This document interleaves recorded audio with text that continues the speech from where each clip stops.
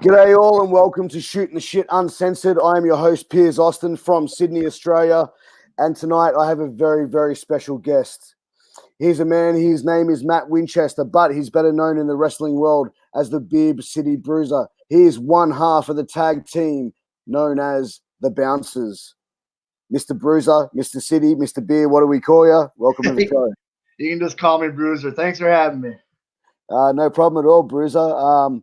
Look, man, you know, I first heard of you when you did the Jericho podcast. So in Australia here, we have very limited what we can receive wrestling, and you really have to be a big fan and really chase down,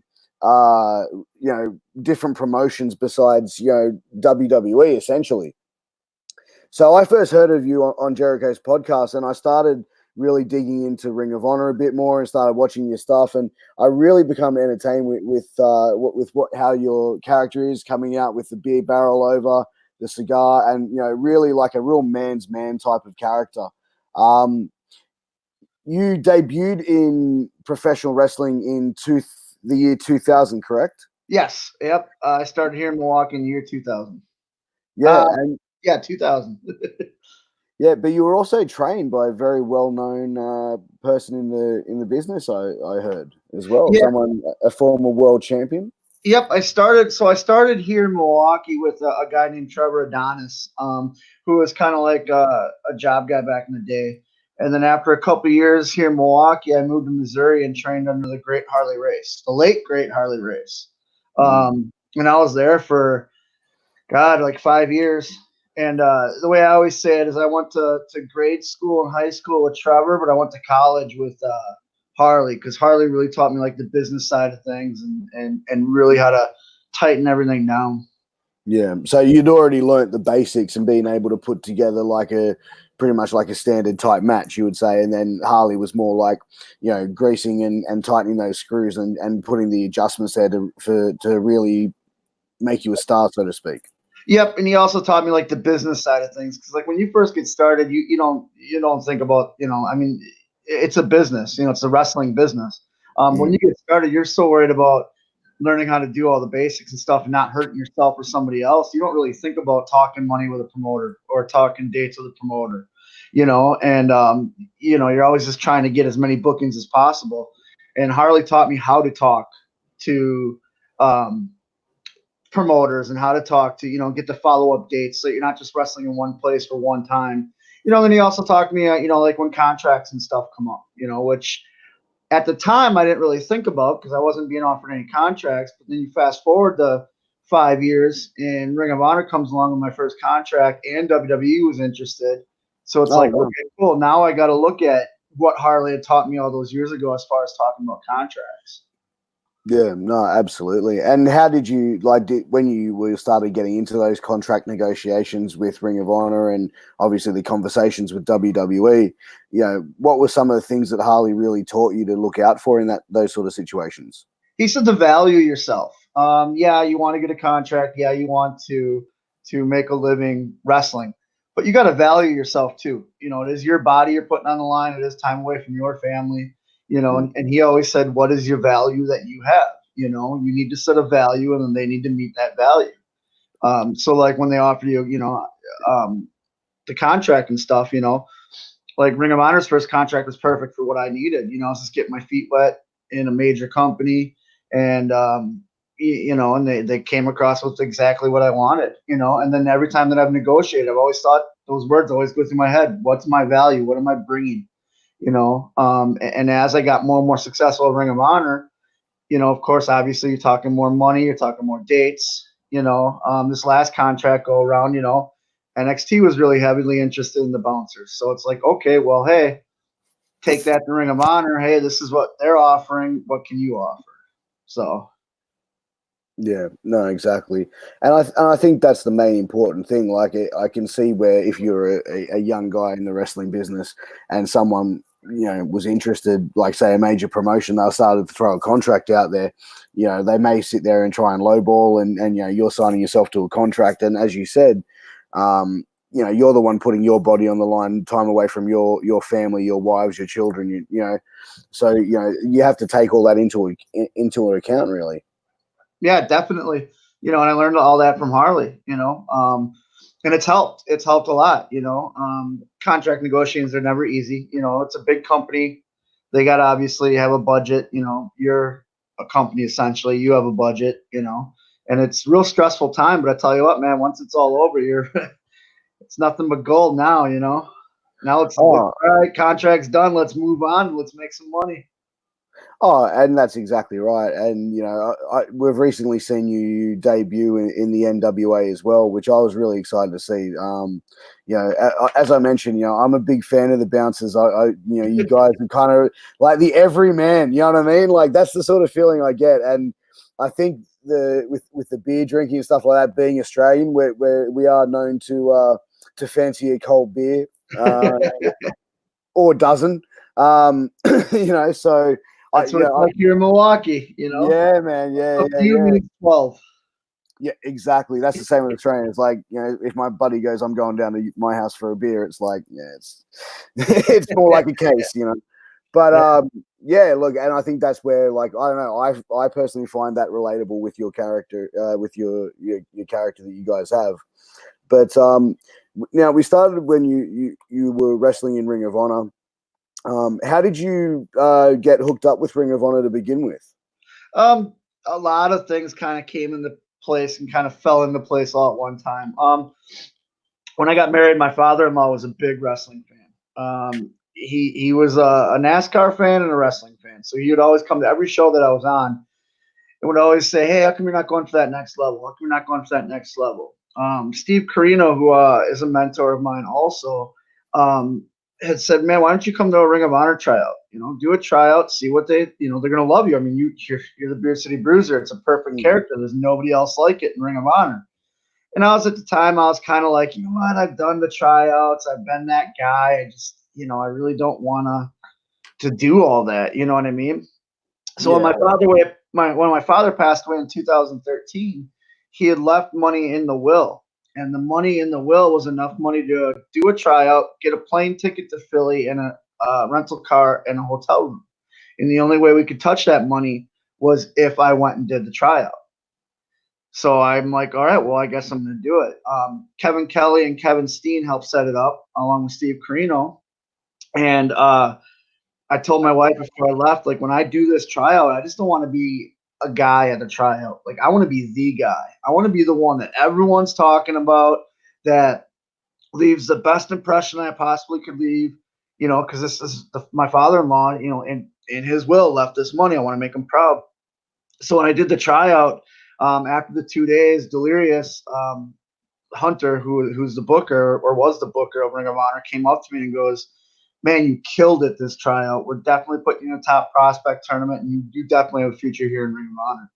So that's kind of like how the door opened up. And I wrestled a guy named Will Ferreira during the tryout. And it was funny because he was just kind of trying out too. And we both, what they do is they have judges judge your matches, and they say yes or no. Yes, you're ready for TV. No, you're not. And we were the only ones in that camp to get all yeses from the judges. Wow. And the funny thing is, when you go to the top prospect tournament, in the semifinals, it was me versus Will, and the directions they gave us were, "We want you guys to do the camp match. Just do it in front of a crowd, in front of TV." And so we did. We tweaked it a little bit, but that's what we did, and we're both still with Ring of Honor to this day. Yeah, no, that's amazing. One of the other things I saw that you were tagged with, you were tag team partners with for a while was Silas Young. He's another guy, that has really sort of been a standout in Ring of Honor. And I saw the work that you guys did and the sort of build to a little bit of a split there as well. And I thought it was really well done. And how did you find going to then being in a tag team? Did you find that was a massive change for you as far as wrestling style, as far as character wise, when you were first being linked into a tag team?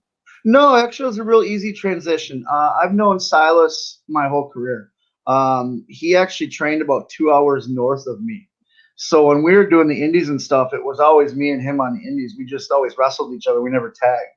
I think we tagged one time, and that was in like 2003 for like a brief thing in a little town in Wisconsin, and So when the creative came to us and they said, "Hey, we're just throwing stuff against the wall," we thought, "Hey, two guys from Milwaukee, why don't we put you guys together, see what happens?"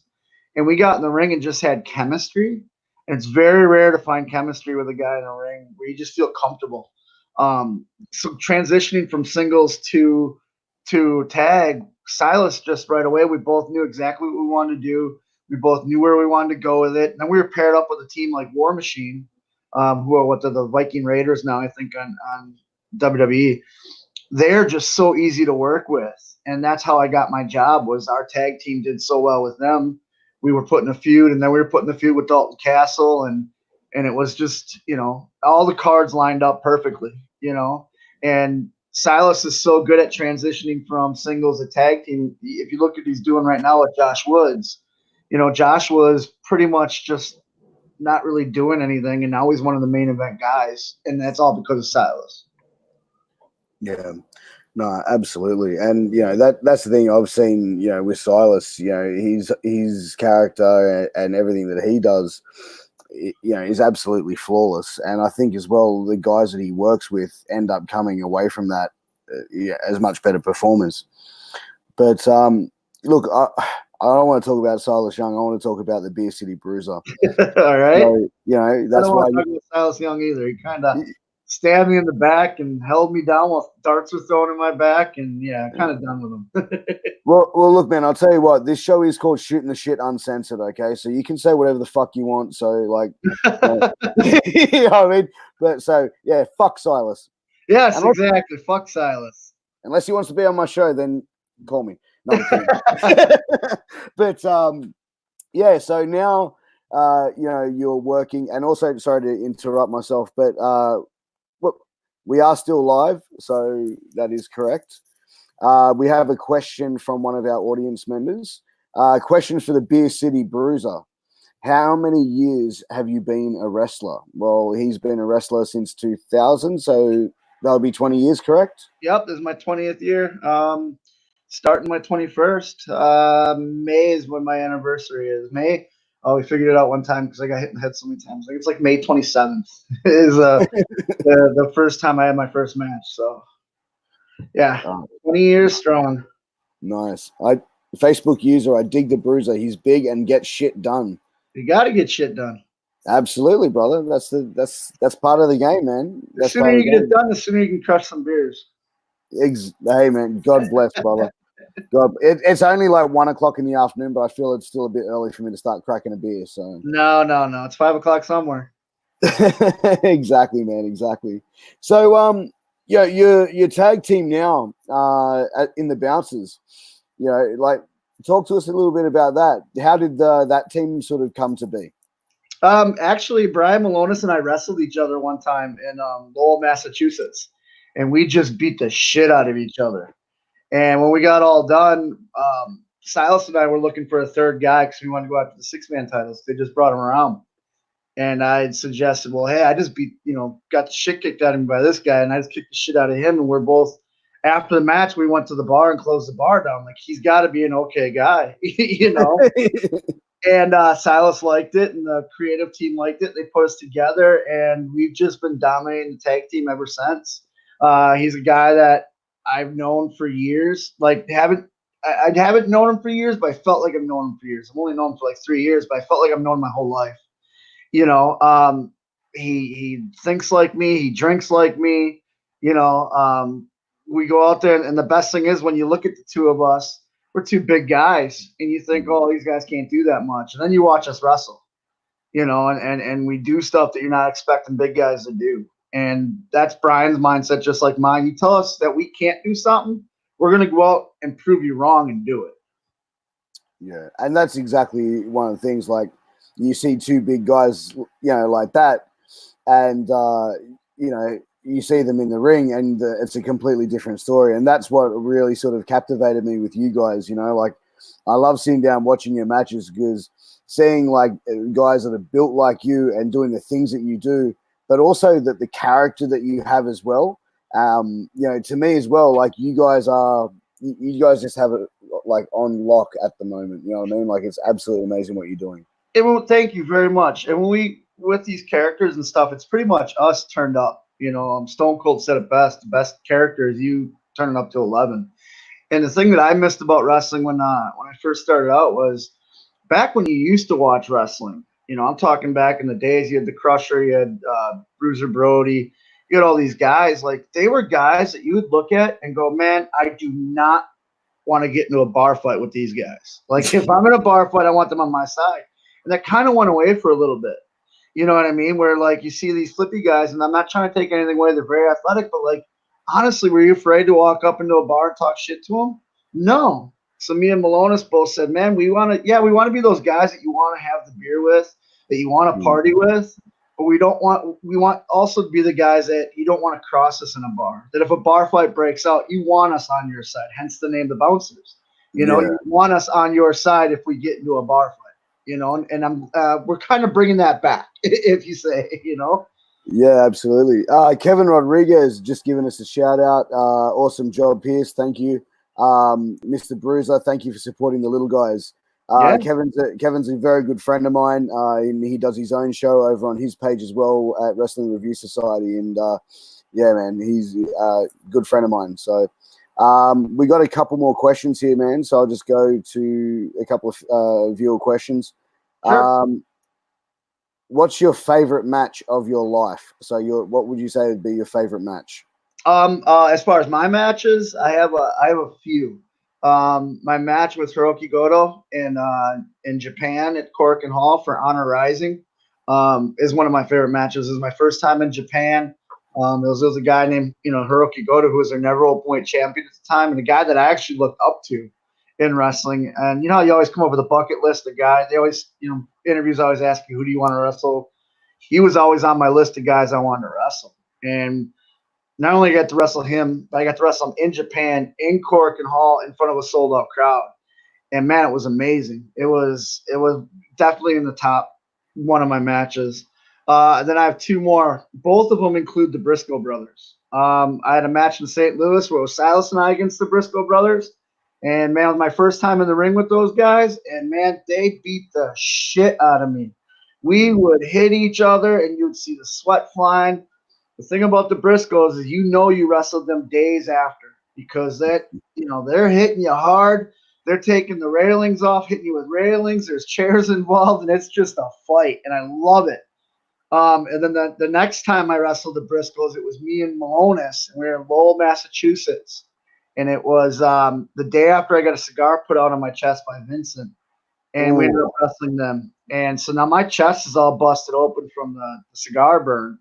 And Mark, we call him Chicken, just started chopping me and lit me up so that my chest just looked like hamburger meat. But that's the type of style. I love the hard hitting style. I like it. If in my match we can hit each other hard enough where the crowd backs off and goes, "Damn, that head hurts," then I know I'm doing my job right. Yeah, as long as it doesn't turn into a full on shoot fight. Exactly. Yeah. Strong but safe is what I like to say. Yeah. Like I'm a big fan of that sort of style, that real strong style, that that hard hitting, heavy, brawler type style. And you mentioned the Briscoes, and for me, I've been a fan of the Briscoes since before, like when I started reading about them in wrestling magazines. Back in 2000, you know what I mean? The stuff they were doing, in New Jersey, but also Delaware and around that area, they really sort of just developed a name when they were children, and now where they're at as grown men, they are so good. Like they're probably one of the best tag teams out at the moment, I would say. Yeah, they have to be mentioned. When we talk about the top tag teams in professional wrestling, they have to be mentioned. When we did the NWA stuff, we were with the Rock and Roll Express, and it was really cool because they wanted to drink with us and hang out with us and stuff.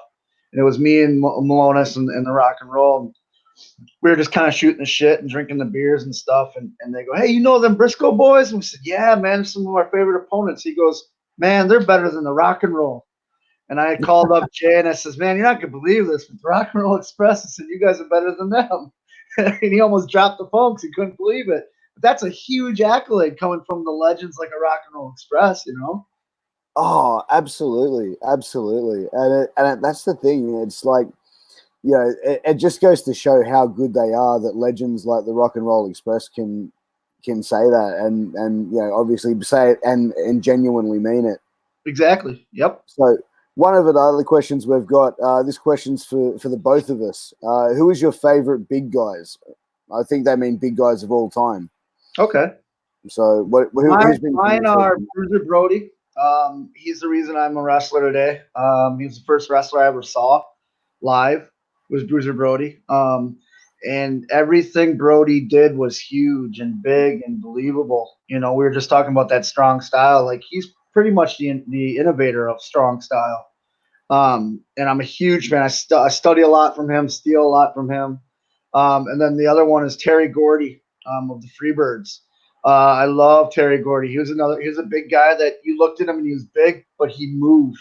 He could do everything little guys were doing. He could keep up with the Von Erichs, and he was so inspirational. And I take a lot from him. And then the last guy for big guys would be Bam Bam Bigelow. I think Bam Bam, another guy where you'd look at him and what's this guy going to do? And then he busts out a cartwheel and a moonsault. You're like, what is going on? So those are my picks right there. Yeah, for me, I'd have to agree with you. Brody is definitely one. Bam Bam as well as another one. Probably as well, I would say you'd have to mention Kane. I think for a guy who's had such a long career and done so much, same with The Undertaker. Yeah.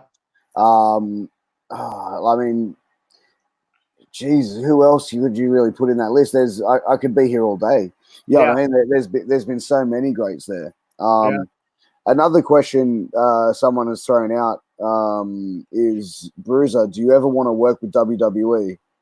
I've worked for WWE. I've never been under contract with them, but I've done extra work. I was, if you go back, when Simon Dean first debuted, they pull a guy from the crowd and gets into a fight with him. That's me that comes out of the crowd in Simon Dean's debut. Also, too, if you remember when Bray Wyatt was feuding with Roman Reigns, they had the fake Bray Wyatt those couple times. I was the fake Bray Wyatt because I resemble Bray a lot. And I remember I got the call from John Cone. He goes, "Hey, you still fat?" I says, "Yeah, why?"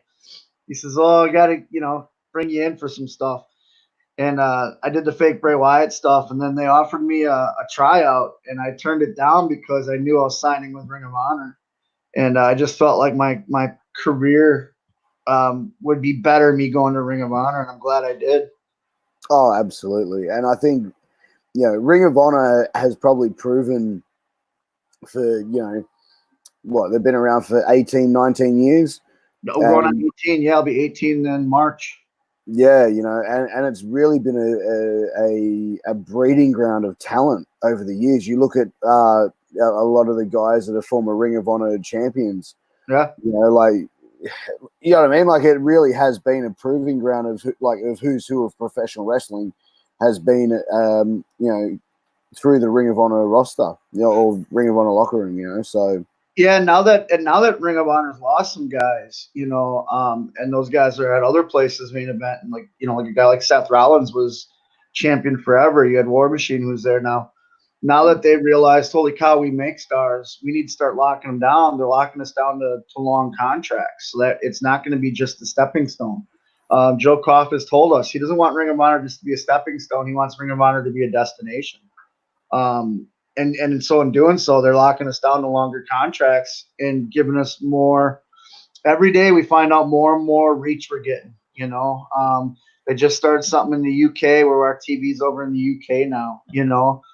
They're talking about possible going live TV, worldwide, which would just be amazing.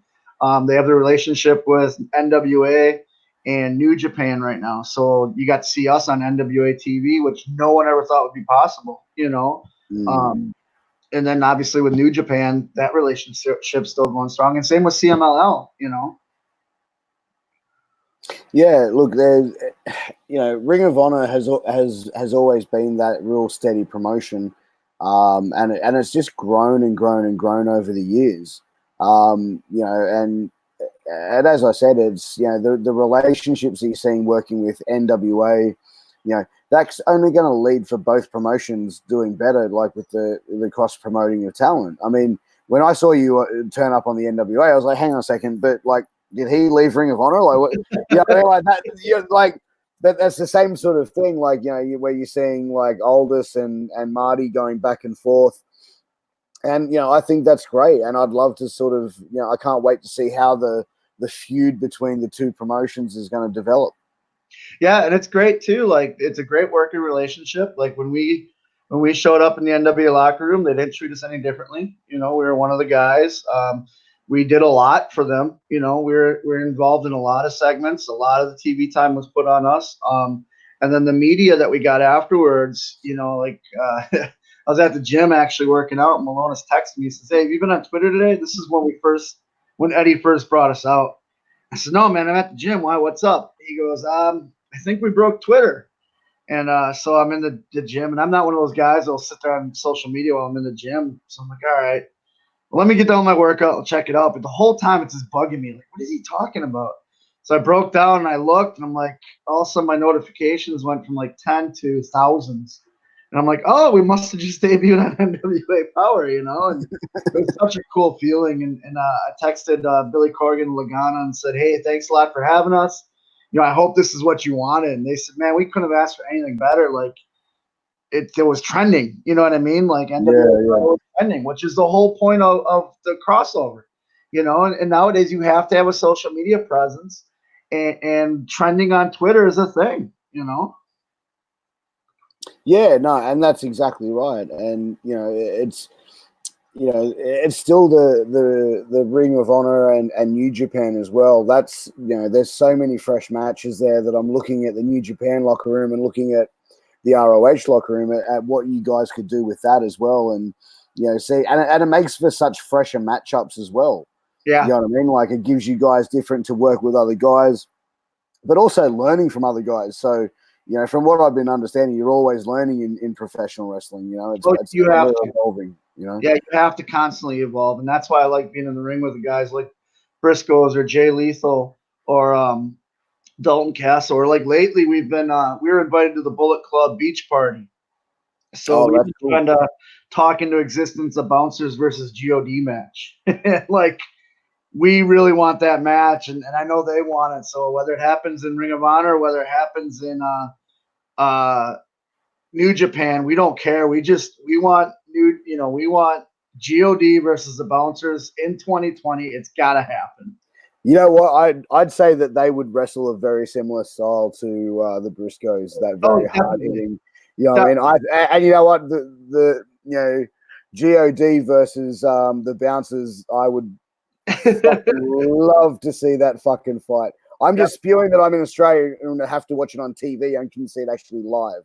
Yeah. So, but it is what it is. So we got a question from Kevin Rodriguez. Yep. Question for you, Bruiser. I'm 6'5" and 280 pounds. Are you up to see who can drink the most beer? # good times and better people. I'm always up to see who can drink the most beer. My favorite thing to do is when people come to a bar and they see me and says, all right, let's go beer for beer. You know what? Let's do it. There's a reason I carry the keg to the ring.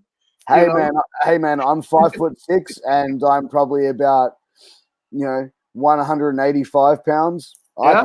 I reckon I could give you a good run for your money, brother. And I'm okay with it. Let's do it. I love, especially the different nationalities. Like, you're Australian. We just had Session with Martina come in, who's Irish, and it's fun because we all got. That's the fun thing about this character and this gimmick is we can get together, we can go to the wrestling matches, and afterwards crack a cold beer and just have a good time. And that's what I think wrestling needs to be, is just a good time. You know, like for me, your entrance is fucking epic. Like, coming from the bar, and then you're both like coming out with like schooners. Or I don't know if you have schooners over there, but that's like a glass of beer as a schooner. Oh, and, like, you guys are coming out with you guys are coming out with like a schooner, and like I'm like, that is so fucking awesome. Yeah, it's like this is almost like an Australian gimmick. We actually do come from the bar. We find a bar in the building, and we'll go before our match, and we'll hang out at the bar, and people are, oh my God, you're the Bouncers, and they'll start taking selfies with us and buying beer, and it's a good time, man. Crack a few cold ones, go punch some in the face, go back, crack some more cold ones. Exactly, man. Exactly. So, Facebook user. So, I just want to let everyone know if you click the link above, you'll be able to give StreamYard access to see your name, which will come up on the screen. So, Bruiser will know who is asking him the question. So, question, Bruiser, what's your favorite hard liquor? Ooh, okay. I'm a whiskey guy. I like whiskey. So, I like a Jack Daniels. Jameson, the Irish whiskey I really like. And I just discovered, I don't know if you guys have this in Australia, but I just discovered this over New Year's. We have a peanut butter whiskey that just came around. So I really got introduced to that. So if I'm doing liquor, it's going to be whiskey. Yeah, no, absolutely. So someone wants to ask you a question. How do you feel about the AEW NXT Wednesday Night War? I think it's great for professional wrestling. I think one of the best things about the 90s was the Monday Night Wars when you had Nitro and you had Raw. I think competition makes everything better. When AEW, when the Bucks and Cody left Ring of Honor, I thought I liked the way that Ring of Honor held it because we didn't look at it as, oh, that's it, that's kicking the nuts, we're done. We looked at it as, okay, here's a challenge. How do we accept that challenge and move on? I'm friends with a lot of guys in NXT and I'm friends with a lot of guys in AEW.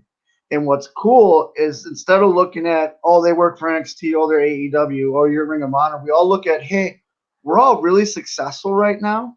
Let's go and put out the best matches we can because if I'm putting out a good match, that means Tommaso's got to put out a good match, which means the Bucks got to put out a good match, which means the fans in turn get the best wrestling possible. And that's what it was like in the 90s. That's what was so great about the Monday Night Wars, man. Is like, if you think about the heyday of wrestling, it was the 90s, and it was because of those wars, the NWO and DX, so I'm very happy that this Wednesday Night War is going on, and it just makes it better for us as professional wrestlers because the crowds are up, but also for the wrestling fans because you don't have to just watch one thing. You know what I mean? You can watch AEW, NXT, WWE, NWA, Ring of Honor, New Japan. You know what I mean? There's so much wrestling nowadays. And with social media and everything, you can get a hold of it. Even on like the indies, like a Limitless or a Beyond, or a Rev Pro, wrestling's literally at your fingertips. And that's amazing. Yeah. And that's the thing I find. Like for me, everyone who follows my page knows that I'm a big Combat Zone wrestling mark. Okay. And because I found them reading the magazine, started buying tapes, was seeing the deathmatch stuff, but the technical wrestling stuff. And it was like I was getting a smorgasbord of professional wrestling because they would be bringing this different stuff. So I always had that love for that promotion for that reason. But then I started finding more indies, and I watch all wrestling. So whenever I have a spare moment where I'm not with my kids or my wife and finish at the gym and all that sort of stuff, I can sit down and I'll watch wrestling, and it might be Ring of Honor one night, or it might be WWE one night, or NXT, or anything like that. Yeah. But also, I'll go out and find more stuff, like more new things. And if I see something on social media, I want to know more, and I want to see more what's out there. And I think in this day and age, it's to be a wrestling fan, it's a great time to be alive. You know what I mean? You have so much at your fingertips. I agree. It's so much easier. I'm dating myself here, but I used to have to do tape trading. Obviously I was a big Bruiser Brody fan, and Brody never stayed in one place too long. He bounced around. So in order for me to get my Brody fix, I did have to find tapes. So I got to find tapes in Japan and Puerto Rico, where now today I can literally go on the web, type in his name in a search engine and have 100 matches right there, and my kids are wrestling fans, and I tell them this is just like in the 90s, man. Like, you just couldn't get enough of it. Every day of the week there's wrestling. And when you, like you said, if you have downtime, all you got to do is just go online and click and you can find wrestling. Yeah. And that's the thing. Like, I probably spend more money on streaming services than anything else. But and even like my kids, my son's getting to that age now where he's going to be 4 very soon, and he loves wrestling. And I've got I'm a belt collector, so I'm starting to collect wrestling belts, and I've got 2 so far. And every night before bed, he's like, "Dad, can we get one of the belts down and wrestle for the belt?" And because that's the thing, he's starting to get into it, but he understands that it's like, I said, this is what it is. You can't really try and like kick me in the nuts or anything. Right. Yeah, you got to teach them. Yeah. I'm trying to teach him to work without really knowing how to work myself. So Yeah, but, my kids know that because they've obviously been around the wrestling business their whole lives. They actually get mad when people tell them, "Oh, your dad's in fake wrestling," because they see the way I walk and they see me beat up, and they always say it's not fake. Like that's a real wrestling ring. They yeah, just don't. How's my daughter put it? It's not fake. They just don't really hurt each other on purpose. well, that's exactly the thing. Like, I would never ever say pro wrestling is fake. I've got friends that have been pro wrestlers. I've got friends that are pro wrestlers, Yeah. and I would never say that it's fake. I would say that it is a display of a fight, Mhm. but you getting slammed or picked up or and stuff like that, or getting dropped on things or falling off things, that hurts. They don't like you don't learn how to land on concrete or land on metal chairs. It's you try and protect yourselves the best way possible, but professional wrestling is not ballet.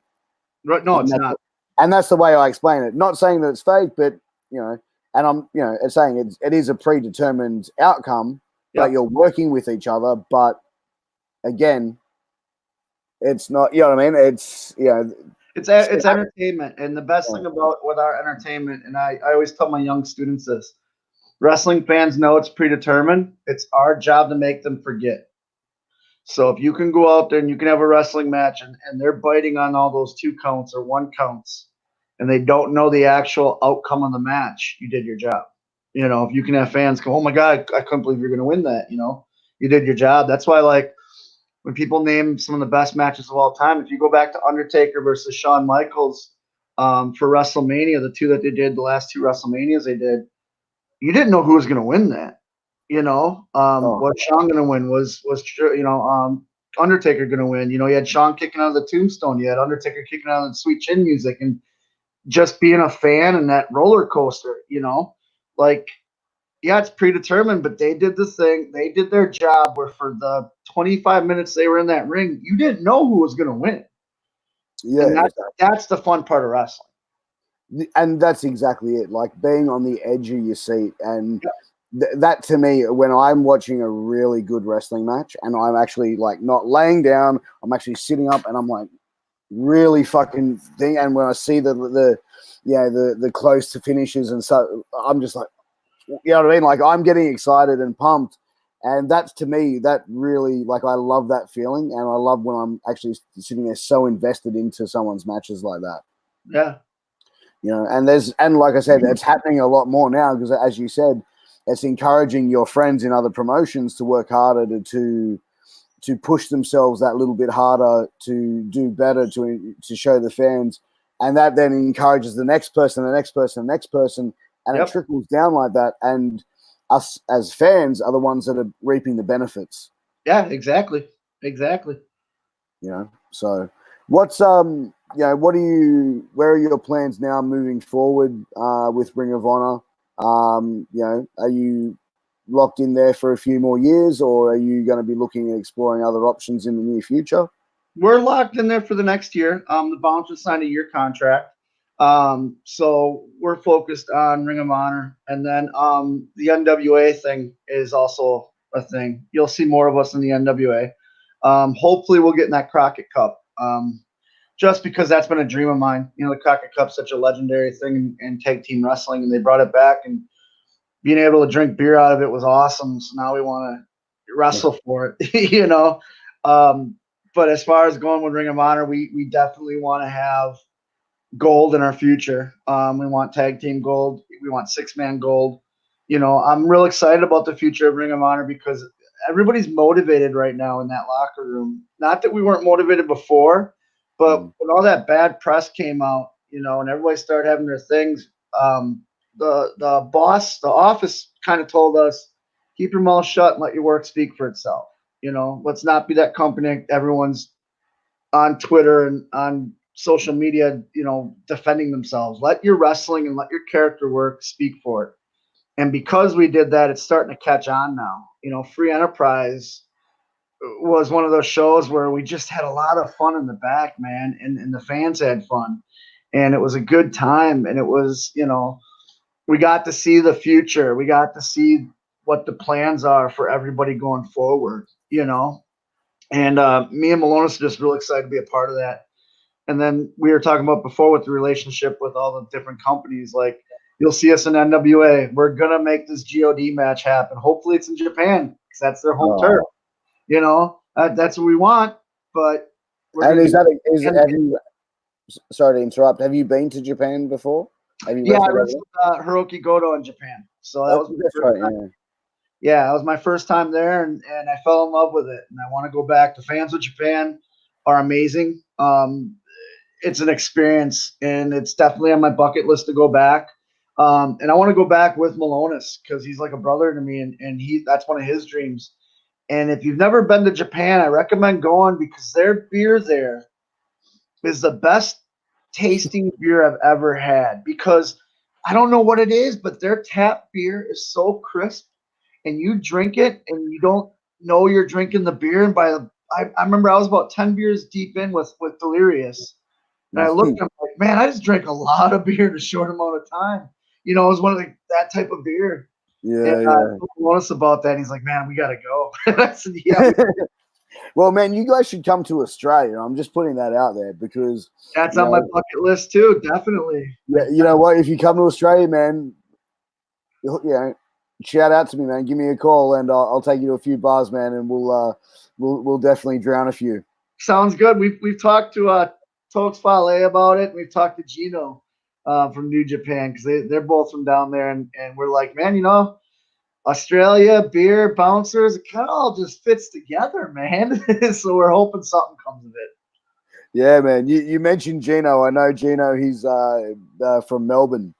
Okay. So, yeah. He was a former Melbourne City wrestling heavyweight champion. Yeah, he's very well known here in the Australian circuit. So, but he's now the commentator over for New Japan. So, yeah, and we've gone back and forth. Because Madison Square Garden show, he was there, and I have my own cigars, and he's a cigar guy, just like Tokes, just like Fale.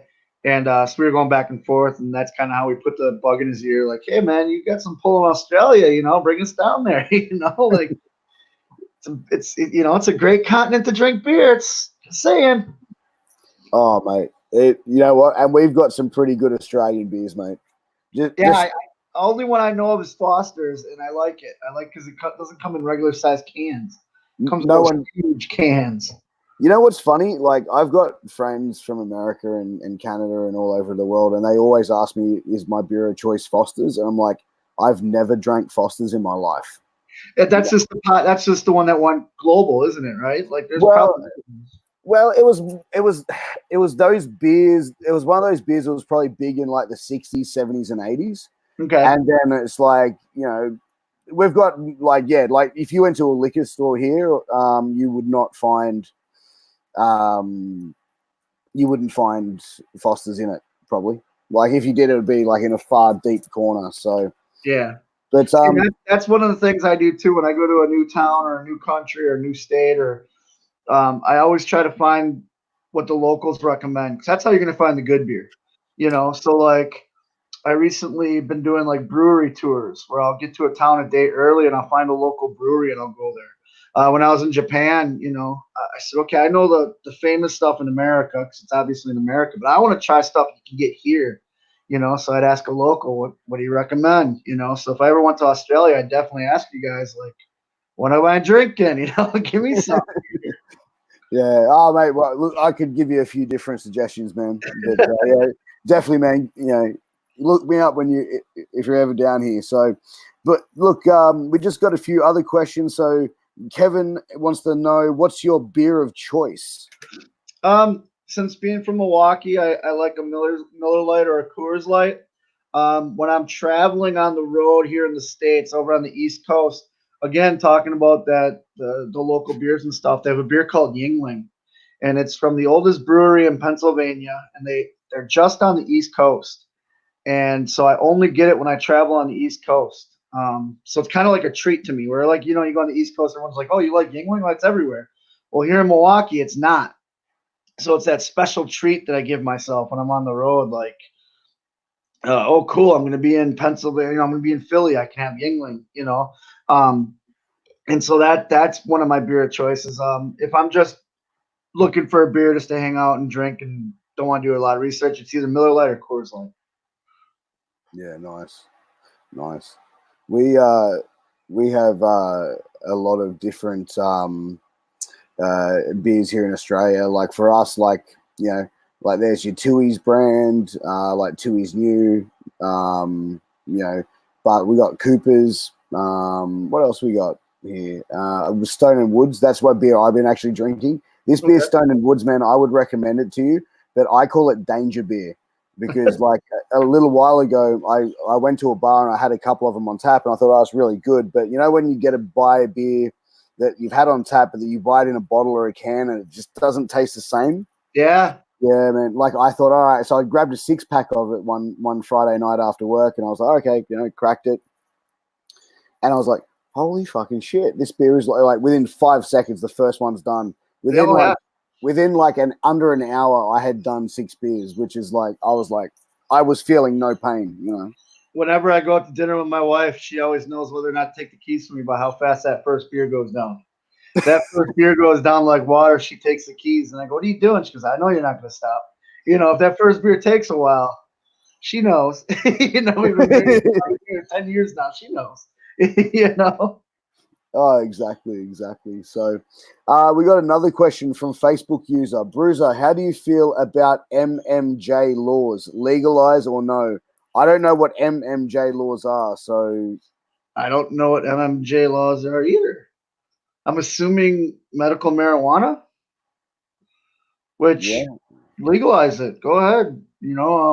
Every state I've ever been to that's legal now, and nothing's changed. You know what I mean? Like, I personally don't do that stuff, but I have friends that do, and if it keeps them out of trouble, keep it. Like I don't see a downside to it. So it'll probably turn out to be like alcohol, and they'll just tax the shit out of it. And that's how the government makes their money, because that's how it is with alcohol. You know what I mean? It's never a dollar beer. It's always $1.05 or $1 whatever, because the government needs its hand in it. So that's what they're talking about. Legalize it. Have fun. Be safe. Just like with liquor, be safe. Exactly. So another question from a Facebook user. When do you think ROH will be back in Toronto, Canada? In May. I know for a fact that it's got my dates. We have the Global Wars Tour, and we're coming back. We're in Buffalo, Toronto, Grand Rapids, and Chicago for that tour. And I don't know the exact dates off the top of my head, but I know it's in May. So we will be back in Toronto in May. All right, nice. And I literally know that because when I got your email, I got my dates email for the summer, and I was like, oh, cool, Global, because Global Wars is one of my favorite times of the year, because that's when we get to wrestle with a lot of the New Japan guys. And I put in the office's brain like, hey, Global Wars, God versus Bouncers. So that was one of those dates I'm making sure I had on my schedule. And yep, Toronto in May. So well, I hope you get that match, man. I'll definitely be tuning in for that one. So before we go, I just wanted to do a little bit of a quiz with you. Okay. So this is, you said you wanted to come down to Australia. So it's a way for you to get to know an Australian saying. So I'm going to ask you I'll say an Australian saying or slang word, and you have to tell me what it means. All right. So here we'll go. I'm just going to pull in at the bottle-o. At the Bugalo? Bottle-o. Bottle-o. Is that the bar? Like a tavern, pub, bar? It's like a liquor store. Okay, a liquor store. Okay. All right. So if I was to say to you, wrap your laughing gear around this, what would I be referring to? I'm assuming you're handing me a bottle of beer and you want me to drink it. Yeah, I'll give you that. Or it's like if I'm saying, hey, try this food, wrap your laughing gear around this, mate. Okay. So something in my mouth. Yeah, like food or drink. Yeah, we can do that. So I'm just going to go have a Captain Cook. Is that an alcoholic drink like Captain and Coke? No. If I'm going No. to say I'm going to go have a Captain Cook, that means I'm going to go have a look at something or investigate something. Okay. All right. So if I was to say, hey, Bruiser, what's the John Dory? What am I asking you? What the situation is? Like, what's going on with this? I'm assuming. Yeah, exactly. What's the Okay. story? What's happening? Yeah. Yep. A few stubbies short of a six-pack. Is that a beer or something like that? Cans and stuff? All right, let me rephrase it. That bloke over there is a few stubbies short of a six-pack. Oh, so they're crazy. They're insane. I gotcha. They're crazy. Yeah. Something not right with that fella. Yeah, exactly. All right. What's another one I've got here for you? Tell him he's dreaming. That means that there's no way that's gonna happen. Like somebody challenges you a fight, you're like, oh, tell him he's dreaming. He's not gonna fight me. We're not gonna fight. That type of something like that. It's more about if like someone's not offering you a fair deal. It'd be like, hey, Bruiser, I'll give you a six-pack of beer, but you have to give me a keg of beer. Gotcha. Like, Okay. yeah, like tell him he's dreaming. Like, what the fuck am I doing? You know what I mean? All right. So, no worries, mate. She'll be right. That's it. Don't worry about it. Everything's gonna be okay. Yeah, it means, yeah, it's all good. You know, it'll work itself out in the end. Yeah, and I know that one because Fast and the Furious, not Fast, the Nicolas Cage movie, Gone in 60 Seconds. One of the Australian guys says that when they're trying to steal a car and something happens. That sticks out in my head. Yeah. All right. I've been up since a sparrow's fart. You've been up for a long time, since dawn, basically. You've been up for a real long time, since dawn, since, I don't know, just you've been up for a long time. All right. Geez, mate, did you step on a toad? Did you fart? Is that it? Yeah. That's it. On your bike. Does that mean get in your car, get on your motorcycle, get in your motorized vehicle and leave type thing? Pretty much, yeah. Like on your bike, piss off, sort of Okay. thing. Yep. Have a go, you mug. Give it a try. Yeah, like have a go. Come on, you're like if someone wants to fight you, go on, have a go, you mug. Yep. All right, I'm just gonna go have smoko. Is that I'm gonna go outside and have a cigarette? It's smoko is known as for tradies when they're having a break. Like I'm gonna go have smoko. Could be having a cigarette, have a sandwich, a coffee, something like that. Okay. So like a break. Yep. I won a couple of pineapples and lobsters last night when I was playing the pokies. So the pokies is a game, so that means you won. You bet on something and you won. Like horse race or card game or something. You won something.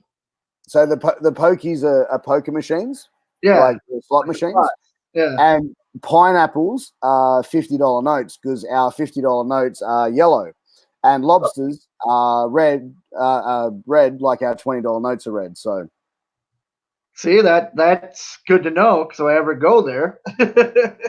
well, there you go, man. There you go. Yeah.